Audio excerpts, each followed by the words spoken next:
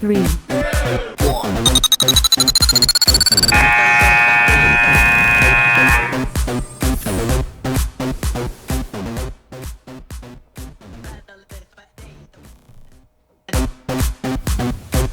3,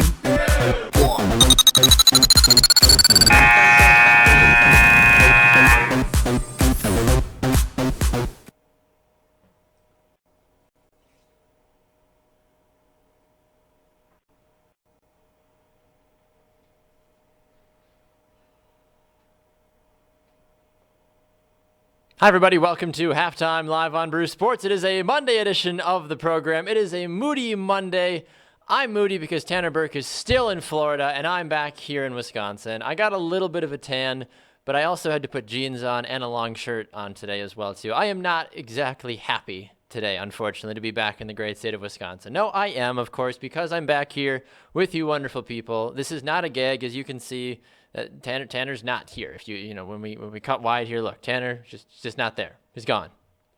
Like he never even existed. His chair is just swinging aimlessly in the wind like he's just gone. So he'll be back on Wednesday. So I'm excited, or Thursday rather, not Wednesday. He flies home on Wednesday. So he'll be back on Thursday. I'm excited to have him back on the program. At that point, we can finally go back off the rails. We can finally get rowdy and rambunctious. So for the next couple of days, I'm going to have a whole slew of different correspondents and guest hosts coming through the program, which is going to be a lot of fun. A lot of great people to talk to, a lot of great things to get involved with. Of course, things are still the same, though. Same crazy business that always happens here on Halftime. If you got the comments, if you got the insight, you got anything like that you want to throw at me, come on at me, folks. I'm more than willing to talk about just about anything that's going on. Luis, of course, is very sad, though, as he says here on Facebook, that now that Tanner is gone, he's imagined that he's just a very sad person. If you've got a comment, you can find it right here on Facebook. Give us your comments on Facebook Live. We are on YouTube Live as well and on Spreaker.com broadcasting. 3 different ways for you to check us out. Make sure you invite your friends, subscribe, do all that fun business so that way everybody can be in the know with what's taking place. So we've got 3 great correspondents joining us today. I'm going to be joined a little bit later on in our second segment by Kyle Tate, one of our MLS and soccer insiders, to give us a quick recap of what's been taking place in the league. We're also going to be joined in our third segment by Matt Gachka, one of our NHL correspondents as well, too. So I'm excited to have those guys on coming up to get an insight into that. Matt was at the Pittsburgh Penguins skate around this morning, so he's got some great insight for us on what's been taking place inside the Penguins camp. Before we get to any of that, though, over the weekend, many of you know in the baseball world that Derek Jeter had his number retired for the New York Yankees after a long and illustrious 20-year career. And one of the gals that is just absolutely at the forefront of anything to do not only with baseball but also the New York Yankees is a personal friend of mine, but also one of our great baseball correspondents here on the Brew Sports Network. It's Tiffany Lynn. She joins us on the program now. Tiffany, a very good morning to you. How are you? I'm good. Thank you for having me on and talking about the Yankees especially. Absolutely. I know that was usually a big draw. First and foremost to get you back on, of course, is to talk about the Yankees. Yeah. Let's go back to Florida, though, huh? Right, exactly. Florida weather's so much better. Yeah, You and I don't do well in this Midwest weather, Tiffany. It just doesn't benefit anybody. No. Well, nope. I like that sunshine. Right, exactly. First and foremost, Tiffany, what did you think of the ceremony for Derek Jeter? I know a lot of people were excited about it, but as someone like yourself, obviously, that's covered the game for a long time, and occasionally lets her Yankee colors show every once in a while. How did you like the ceremony? Did you think it honored him properly? What were your takeaways from it? It was perfect, and I guess I grew up watching Derek Jeter, so it was, as a fan, it was just absolutely phenomenal and sensational. We got to see Derek Jeter, our old Derek Jeter, back on the field. His speech was sentimental. It was from the heart. There are really no other words to describe. The lineup of people that showed up, it was the core 4. We had Mo, Andy, Jorge, Joe Torre. The list would go on and on and on. But, when he spoke to the fans and he thanked everybody, it was seeing the old vintage Jeter that we all grew up to love. And I talked and about... especially my favorite part was the immortal voice of Bob Shepard. When they had that play announcing number 2, Derek Jeter, that just gave me goosebumps, and I could have cried because that is just one epic piece of history right there. And you look at what Derek Jeter did for the game of baseball. I mean, 20 years with the same team in a world that we live in now where guys are trying to contract hop left and right as well, too. It's great to see that there are still those traditional players out there as well, too. But there's actually been some negativity around this as well, too, unfortunately. Some folks are saying the Yankees rushed this retirement ceremony. What say you about all of this? Do you feel like they just tried to hurry this up so they could finally retire the final single-digit number for the Yankees, or did you think that they properly timed this out, Tiffany? Oh, this is perfect. This is timed just perfectly. They did not rush this. This all goes back to who Derek Jeter is. He's unique in so many ways. It's compared to any other player. You can't compare another player to him. His quality from day as a player and as an individual from day one that went through his entire career was maturity. That stands out the most. His ability to be a leader and a mentor for others starting the day he walked into that Yankee clubhouse is very rare to find. And to then come back, how many years later? In 2017, 3 years later? Since he's, 2014 when You're asking the wrong guy. Excuse me. Anyways, no, it was timed perfectly. He was the captain. He held the team together through ups and downs. It's rare for a player to come on as the new guy when he started and go all the way through his entire career as the same humble person. It was timed perfectly. And somebody like you, Tiffany, that's been around the Yankees organization and around baseball for a long time, you've obviously seen a lot of Derek Jeter. Do you have a favorite Jeter moment that stands out to you? Was it the diving catch into the stands? Was it a memorable, base hit or a game-winning hit that he had? What's one of the most memorable things you think of when Derek Jeter comes to mind in his long, illustrious career? Oh, the way he ended it in the Bronx. It was a tied 5-5 game. Sets up to bat and delivers that walk-off single. I mean, the stadium just was amazing, and it was a memorable moment. Only, of course, that would happen for Derek Jeter. It was a moment that nobody will ever forget. It does kind of feel like that. It does kind of feel like that, doesn't it? At times, like when you talk about players like Derek Jeter and just the magical impact that they've had in their career, like that's just how it would end for him with that walk-off. Right. You can't write a better script. You can't make this stuff up, people. I mean, he came on as this perfect, humble person and ends in perfect. You know what I mean? It was magical. It is. It absolutely is. And even all the interviews that I've seen with him, too, recently, I mean, still very humble to this point. He's one of those players that yes. If he wanted to brag, if he wanted to just showboat and say, look at me and all the great things I've done, he really could. And I don't think a lot of people could argue against it. But it's the fact that he still remains humble in everything that he's done, I think, is what makes so many people it's hard to hate Derek Jeter. I agree, and I think that's why yesterday at this, it was just when hearing him talk to the fans, talk to everybody when he gave the speech, it was the vintage. It was still Derek Jeter, very humble. You could see that there was tears, welling up in his eyes. Everybody was crying because he hasn't changed. He is who he is. What you see is what you get. So speaking of changing and not changing. The Yankees have changed just a little bit, of course, since Derek Jeter has retired. But the Yankees have had some success early on. But aside from the success that they've had, what do you say is the biggest obstacle that the Yankees have to overcome this season? Is it the lack of a true superstar? Is it the lack of pitching, as some people always go back and forth on? What do you feel like is the biggest thing standing between the Yankees' success this season and potentially going back to being irrelevant for just a small period of time? Well, they're still in that rebuilding mode. This is a rebuilding year, and there's many obstacles that they have to compete against because of that, especially now with the amazing start that they've had, and now they went down into a slump, and the spotlight is on them. It's the New York Yankees. It's just going to come down to if the players can keep up with working together and finding what works for them to work as a team, because it's not just about one guy. It's about all 9 players on that field. And and we've seen glimpses now of them working together and them finding their mix of what it takes as a team. If they can keep that momentum going, it's here in a couple of years, we're going to have a really hot, firing team. And speaking of a player that's been at the forefront of that, Aaron Judge has certainly taken the baseball world by storm this year. Only a rookie, but many say he could probably be the starting linebacker for most every NFL team, honestly. He is a very large man and carries a very large stick when it comes to hitting the home runs, Tiffany. How have you been impressed by this young rookie so far and what he's done, just absolutely hammering balls left and right? Yeah, he's a big guy. He's a beast. There's a lot of power behind that swing. His current ability to play offense is definitely overshadowing what he can do defensively.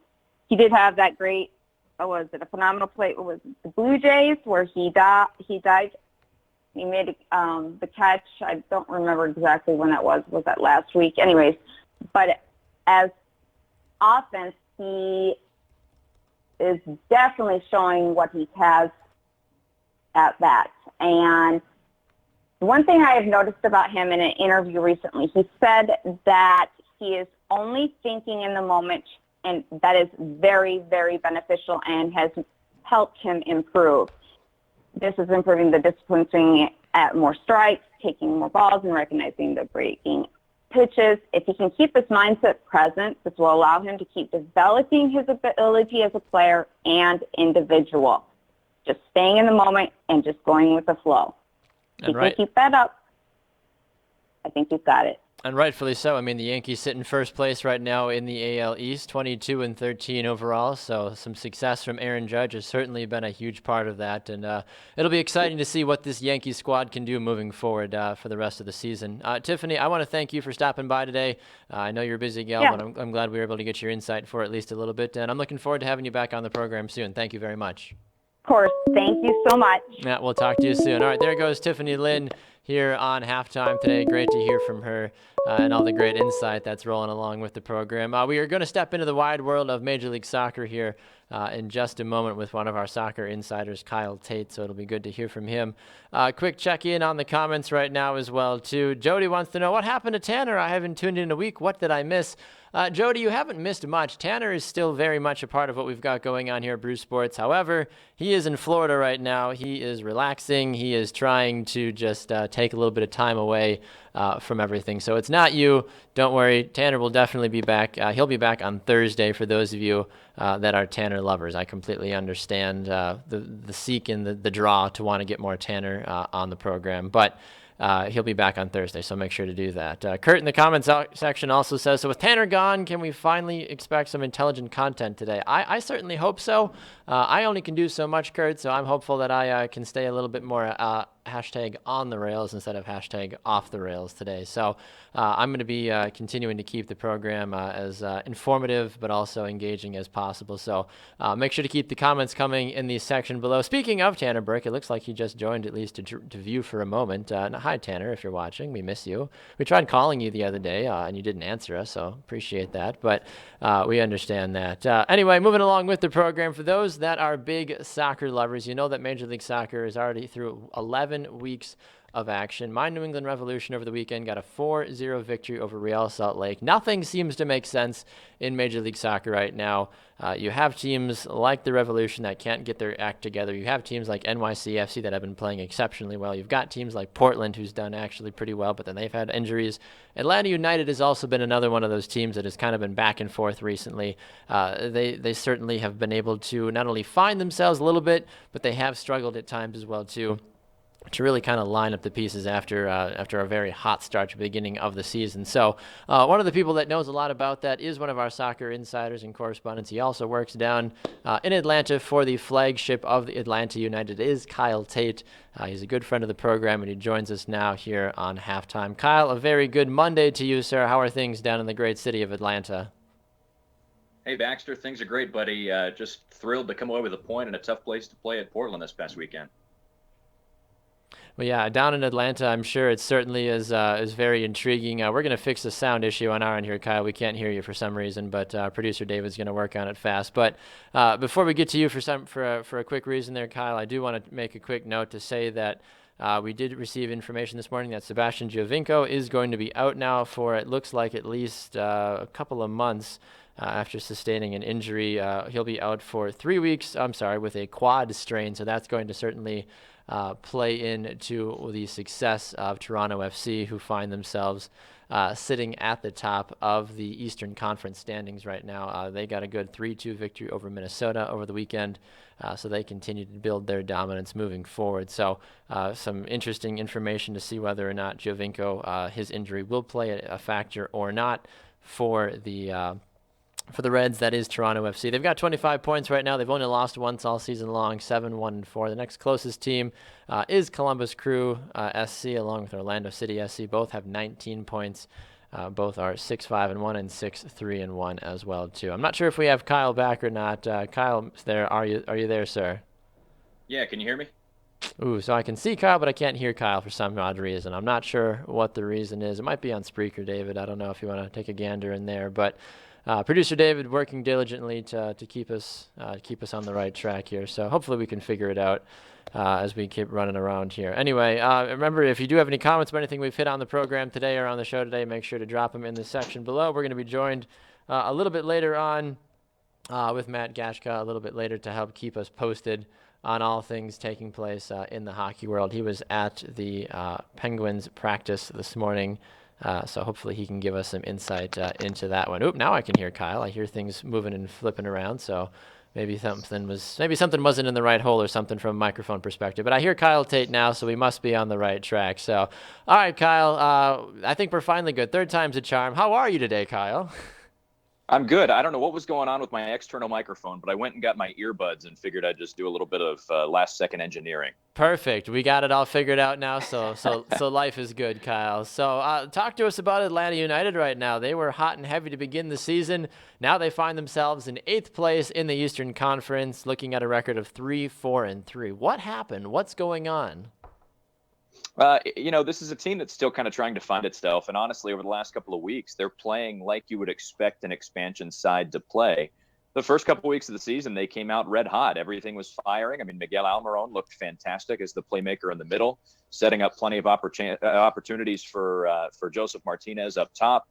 And then that international break when Martinez got hurt for the Venezuelan national team is really when things turned around. He hasn't been back since. It's been 7 weeks now, and they originally said 4 to 6 with a quad injury. So Atlanta United has just been a patchwork quilt since then. They've been trying to put pieces in. It's been a jigsaw puzzle, and at times they've looked in sync, and at times they've looked out of sync. But, it's a promising result this past weekend at Portland. It's a very tough place to come away with 1 point. So to get a 1-1 draw yesterday was certainly a plus. And they've played only 3 games at home this season, 1-2-0 here at Bobby Dodd Stadium. Do you think the fact that they've been on the road a majority of the season has played into their more of a slow second half of the first part of the season to them? Or do you think that the fact that they, even when they've been home, they've dropped 2 games as well too? What can we really break this down to aside from the Joseph Martinez injury? No doubt about it. The road issue is definitely a factor. It's not just that they've been on the road. They're not playing teams like Orlando and New York on a regular basis. They're zigzagging the country. They've already played Seattle on the road. They've already played Toronto on the road. They've already played Montreal and Salt Lake. I mean, they're basically drawing a Z across the United States every other weekend. And so it's been really hard for them. Plus, they don't really have a home because Bobby Dodd Stadium isn't their permanent ground. They're eventually going to be playing at Mercedes-Benz when that's done, the new home of the Falcons. But, yeah, it's hard to figure out your existence as a team. This is actually, aside from 2010 when Philly Union came into MLS, it's the fewest number of home games in the first 10 for a side. So, of course, they're going to have issues finding their identity. Rightfully so. As we mentioned, the record is certainly 3-4-3 right now. Talking with Kyle Tate, one of our soccer insiders and analysts here on the Brew Sports Network. Sticking in the Eastern Conference, Kyle, I mentioned it before you came on, the injury to Giovinco for 3 weeks. Toronto FC, they've been hot and heavy. They're at 25 points right now. They've only lost 1 game all season long, undefeated at home, and only have dropped 1 game on the road this season. Is Toronto FC, in your opinion, the team to beat in MLS or just in the Eastern Conference? I think just in the Eastern Conference. I think there is a clear favorite, a clear best team in both conferences. Over in the West, I think FC Dallas is fantastic. But for Toronto to be doing what they're doing without Javinko, because he's been off and on in terms of injury all season with a nagging heel injury, and now that's going to keep him out for a little while. Josie Altidore has done a great job picking up the slack, and Toronto just seems to have no shortage of depth up there. So the fact that they've won 6 straight, I mean, Baxter, that's unheard of in modern MLS. So they're playing tremendous football, and I think actually the last time they didn't come away with a win was against Atlanta United a couple of weeks ago at BMO Field that United happened to draw them. But that's a really, really good team that I think should have won MLS Cup last year. They were the dominant side in that final against Seattle, and it ended up going to penalties because Toronto just couldn't finish their chances. Oh, you're telling me on that one. Everyone's going to remember the Stephen Fry hand of God there, basically pulling that ball out of the goal at the very last second. I'm going to put you on the spot here, Kyle. Looking at the teams not in the playoffs in the Eastern Conference right now, if you had to pick one, and it's okay if it's Atlanta, which one of those 5 teams do you think makes the playoffs? Yeah, I think it's Atlanta. I think Joseph Martinez is going to be back in the next couple of weeks. And the fact that with all of the adversity that Atlanta has faced and they're still towing the playoff line, they're just a couple of points south of it. I think that once he gets back and they get some of their depth back from some nagging injuries that have been going on, I think that Atlanta is probably going to end up sneaking in and being the 5th or 6th team in. Yeah, and rightfully so. That would make a lot of sense to me. I mean, you look at the standings through and through. Chicago's in 6th place. The Red Bulls, who have just been kind of on a downward spiral, they've lost 6 games so far of the 12 that they've played. Very disappointing campaign for the Red Bulls so far. Looking over briefly in the Western Conference, Houston Dynamo, FC Dallas, and Sporting Kansas City all tied for quote-unquote first place, even though Houston technically has the first place spot officially in the standings. What have you made from the Western Conference this season? It's been all over the place, I'd like to think. You've got the traditional hardcore teams like the Galaxy and others struggling. Minnesota United has done, I think, a little better in the beginning than people thought they were going to after just getting obliterated their first couple of games. Has there been any storyline really sticking out to you at all from any of the Western Conference teams so far? I think the most surprising is the reigning MLS Cup champ. What is going on in Seattle? Only 10 points in their first 10 games and got blown out yesterday. It's just ugly. In terms of other teams, I think you're right. Minnesota United they're just, I think they're 2 points underneath the playoff line. So they have really, really turned things around, and it's good to see the fellow expansion side winning too, because it was really a tale of 2 expansion teams coming in this year. Atlanta United, everybody was talking about, and for Minnesota, it was a team that they were talking about negatively. It was a team that had no promise whatsoever. So, but I still think FC Dallas is the team to beat. And right now, through about a third of the season, it looks like Toronto and Dallas are going to be your 2 front runners for the MLS Cup Finals. Yeah, and rightfully so. I mean, you look at the teams that are on top of the Western and Eastern Conference, as you mentioned, Houston, FC Dallas, and then you flip it over, it's Toronto and Columbus and Orlando. It's going to be a lot. It's going to be kind of back and forth between those 5 or 6 teams, I think, as we get down the stretch. But we've seen this happen before in all kinds of sports. Teams that don't usually have hot starts, they get the hot starts. Then the depth, the injuries, the travel, it all starts to pile on, and then people start to kind of crash down from there.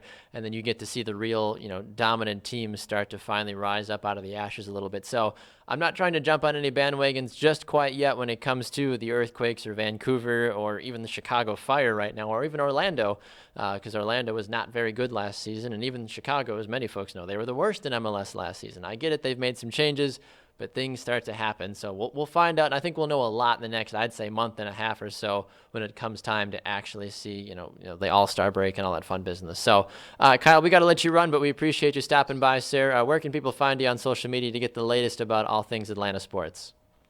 You can follow me on Twitter at @HereKyleTate. Awesome, sir. Thank you so much for swinging by today. We appreciate it. Thanks, Bax.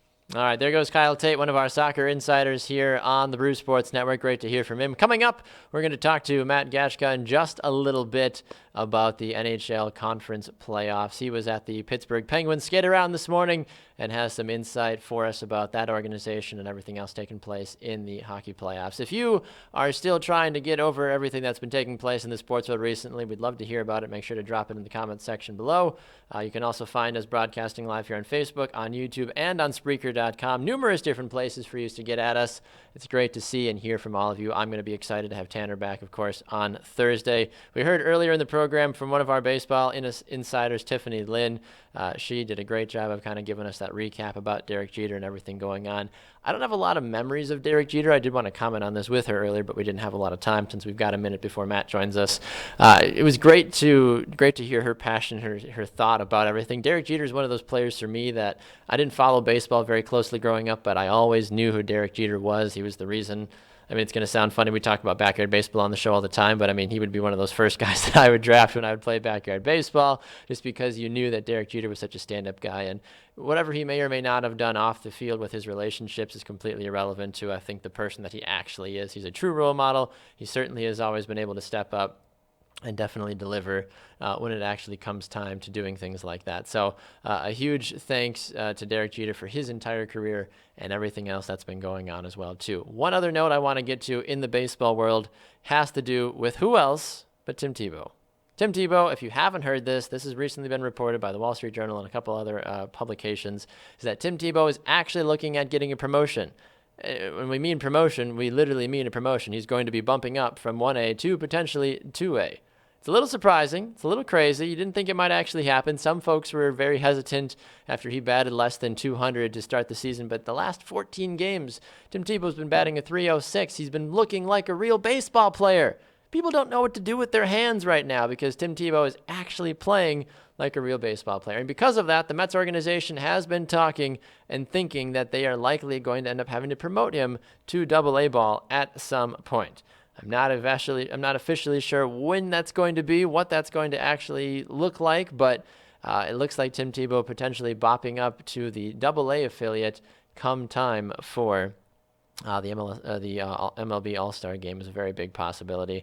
Will it actually happen? I don't know. I really don't know, but I do think that if it does happen, it's only going to be nothing but good news through and through, honestly. So I completely support that. I am all for it, and I think that they should do that if that's the Mets organization. I still think he's going to find a way to get up for like a weekend series or something when it comes to Major League Baseball for the Mets. I don't know if they're actually going to do that, but I'm completely fine about that. Tiffany's yelling at me in the comment section saying, "Why didn't you let me talk about Tebow?" I wanted to, but I figured I usually get yelled at by people that actually know something about the baseball world when I bring up Tim Tebow, and they yell at me for that. So Tiffany, we'll have to get you back in that capacity soon to talk about it. But speaking of sports, speaking of people that know a lot about the sports world, we've got a great chance to speak with one of our baseball insider. We just heard from Tiffany Lynn. We just heard from Kyle Tate as well too. But now we get to hear from one of our NHL insiders, and unfortunately, I'm going to have to ask for a pronunciation on that one. But it is I'm going to probably butcher this, but it's Matt Gashka joining us here on Halftime. Matt, a very good day to you, sir. How are you today? Hello, how are you? It's Geitka, but you know what? That's pretty close as far as first-time okay. pronouncers of the name go. Yeah. There we go. I know when you put when you put a J and a T and a K out close to each other, Matt, I guess sometimes it's hard to know where exactly it's going. But either way, Matt, I'm excited to have you here joining us briefly on Halftime. You had the opportunity this morning to check out the Penguins skate around. How's the vibe from the team this morning? How are things looking as the Penguins get ready to continue their quest for a Stanley Cup this season? Well, despite their overtime loss in Game 1 of the East Final to Ottawa, the Penguins are still very confident that they did a lot of the things they wanted to do. The big deal when it comes to breaking down the Senators is getting through the neutral zone. They did that well on Saturday night. They just did not take the shots when they were available. They tried to be a little too fancy. They were maybe too ambitious with some of their passing, and as it turned out, they didn't get enough pucks to the net and couldn't create enough havoc there. They need to score some dirty goals, so to speak. That happens a lot around playoff time. But I think what happened was after the second round, such a tough matchup against Washington, number one, there was a bit of an emotional letdown in game number one against the Senators, a team with which the Penguins don't really have a rivalry. And number two, the Senators just back off. They're a very passive team compared to the Capitals and even the Blue Jackets in the first round. So there was an adjustment period there. I think by the time the third period got around, they were okay, and they managed to tie the game. But still, once you take it to overtime, just one bad bounce or one bad break can win it, and that's what happened for the Senators. And you're looking at the four teams remaining right now, Nashville, Anaheim, Ottawa, and Pittsburgh. Looking at those four teams, in your opinion, Matt, which one is the weakest of the four remaining? I think it's Ottawa. I hate to do that to the Senators, but they don't have the level of of talent across their lineup, like the Penguins do, like the Nashville Predators do, or like the Anaheim Ducks do. But they do have some guys who can hurt you. Bobby Ryan, who scored the winning goal in Game 1, is one of those.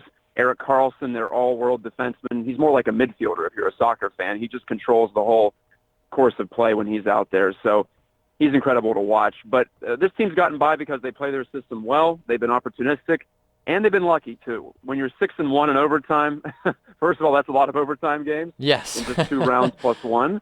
And second of all, 6-1 isn't sustainable. So they've had some good fortune. But you know what? All year long, they played some close games, so they're comfortable in that way. Well, what's weird about this field is it's pretty wide open. The Blackhawks were eliminated early. The Capitals, the President's Trophy winning team, they're out at the hands of the Penguins. So I think it's a real opportunity for Pittsburgh, but I think on the other side of the bracket, the Ducks and the Predators could say the same thing.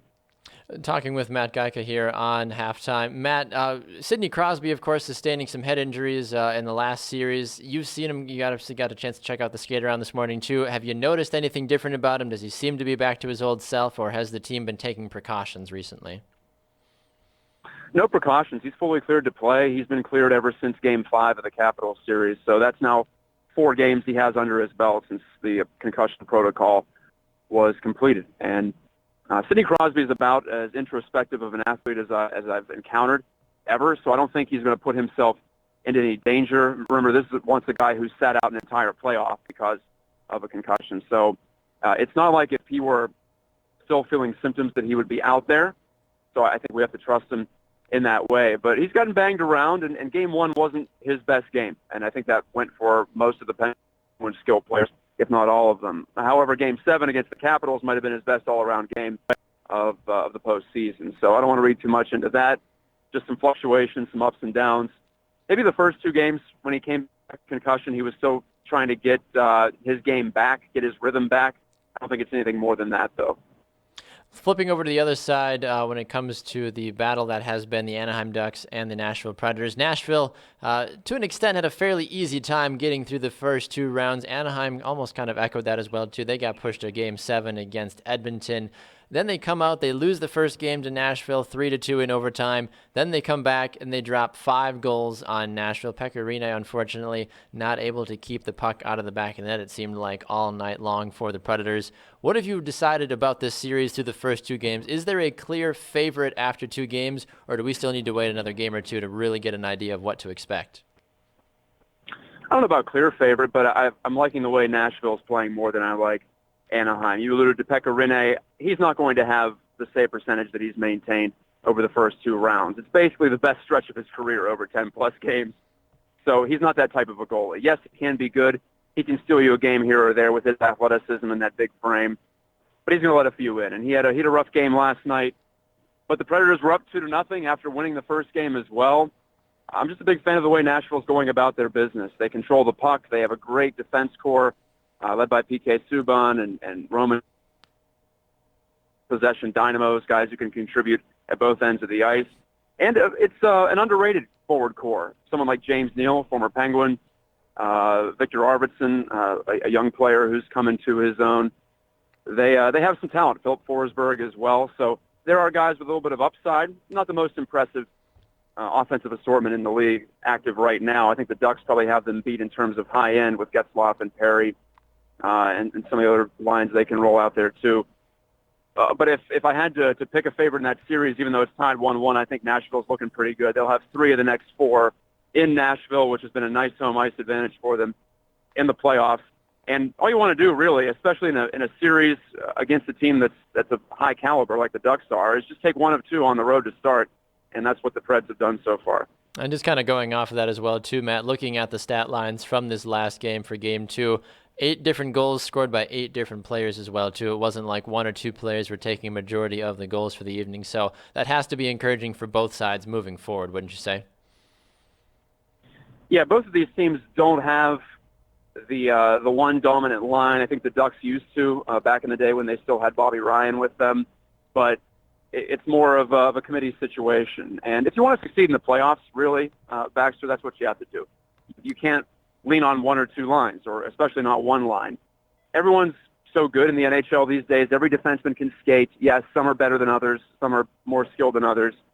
but there's no real weak spot on any team at this point of the playoffs, especially, that you can try to exploit. So you have to have depth scoring, and both Nashville and Anaheim have had that. And really, if you had to nitpick something for the Penguins, it's what they haven't had much recently. Connor Sheary has been a nice player for them over the course of the past 2 seasons. He's been non-existent in the playoffs.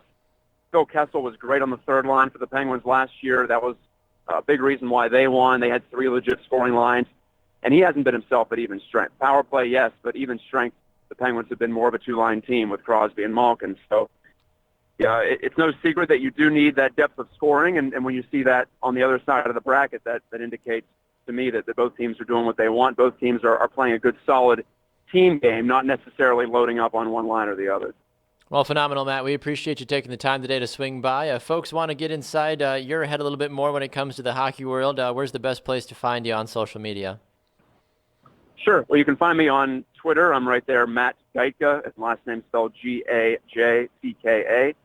And I'm also on Facebook, same name, Matt Gajtka Sports Media. That's where I post a lot of my stories from DKPittsburghSports.com. I also do a radio show on a local station called The River's Edge. So I post all the content there. Thanks for the time. I hope to join you again soon. Sounds good, Matt. We appreciate it. We'll talk to you soon, sir. Okay, have a good day. Bye. You as well. Yep, there goes Matt Gajtka here this morning on halftime. I'm really glad he said his name there at the end, because otherwise I would have felt really bad. I totally took a swing at that at the beginning of the show and it was just completely off. But thankfully, he is a caring soul and was willing to to correct me a little bit. I'm going to be wrapping up the show here in just a minute. Producer David is here as well too, hanging out.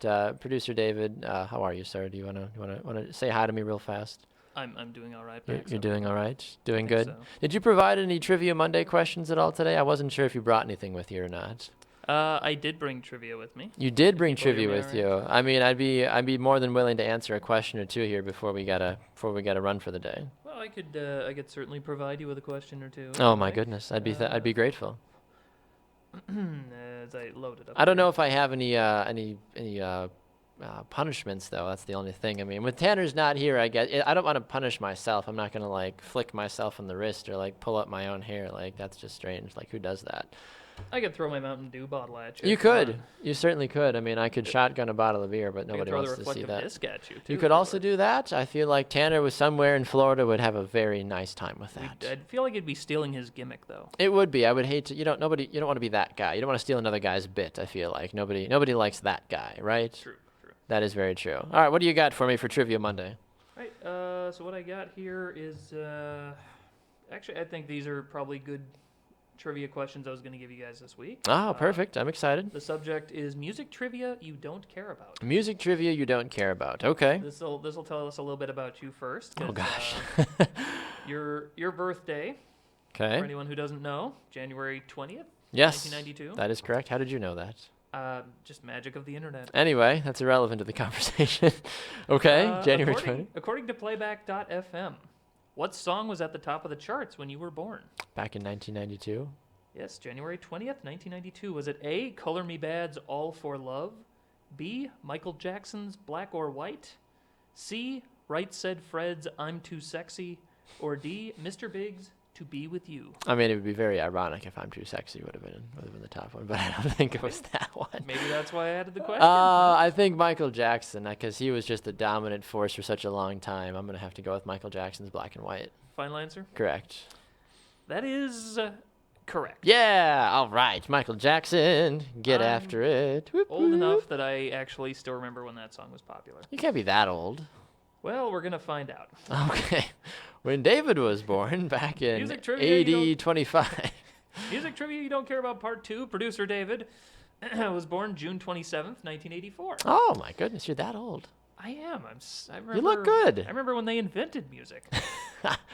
According to Playback.fm, what song was at the top of the charts when I was born?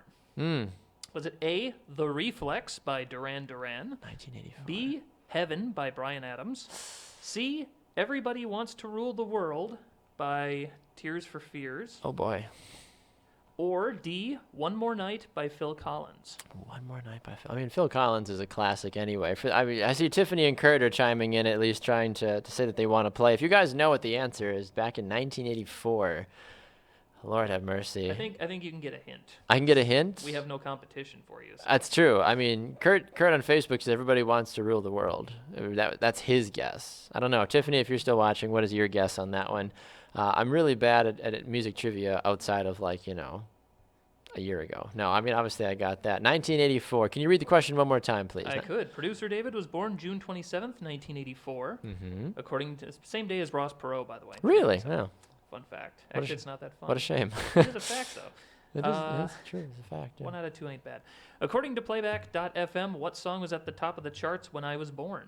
Was it A, The Reflex by Duran Duran, B, Heaven by Bryan Adams, C, Everybody Wants to Rule the World, or D, One More Night by Phil Collins? Bryce votes D on Facebook. I'm going to see if Tiffany gives us her thought as well, too. Kurt says Everybody Wants to Rule the World. Bryce says D, so that's the Phil Collins song. I don't know. I'm trying to see if Tiffany wants to help break. She says A, so I've got 3 different answers, so I might as well choose B. No, I have no idea. 3 different answers from 3 different people born at 3 different times of the world. Good God. I mean, I haven't been wrong in a long time on trivia. I don't want to ruin my chances of music trivia. So this is a song that was the top of the charts back in 1984. Yes. I really have no idea, honestly. I'm going to go with whatever choice that was that my dad said. Everybody wants to rule the world. He's never led me astray in my life. So why would he do that now? It's a great point. That is. And Tears for Fears in town recently or soon, I believe. with Hall and Oates. I'm sure. So I thought that might be a popular answer. That is also incorrect. What? Dad! That was just short of 1 year later. Everybody Wants to Rule the World. Dad, you let me down. What was the real answer? The correct answer was A, The Reflex. Oh by Duran my Duran. gosh, I should have listened to Tiffany. Fun I'm fact. sorry, Tiffany. I'm sorry. I should have listened. Fun fact: Duran Duran, neither a Duran nor a Duran.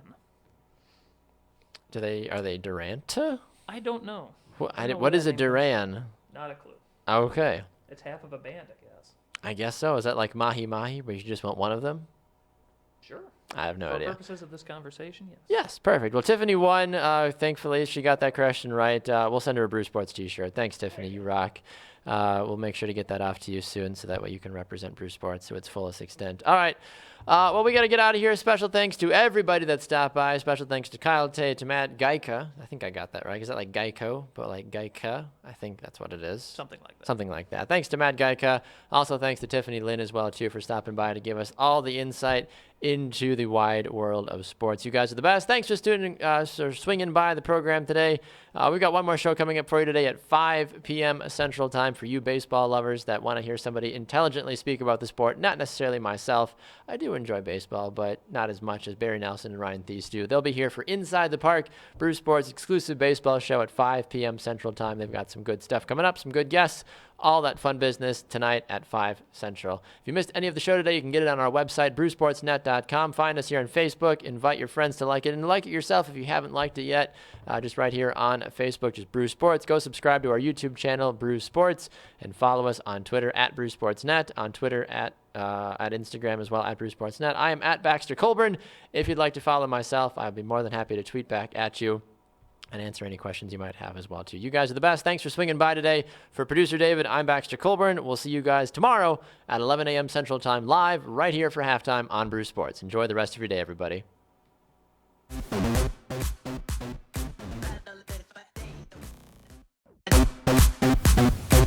3,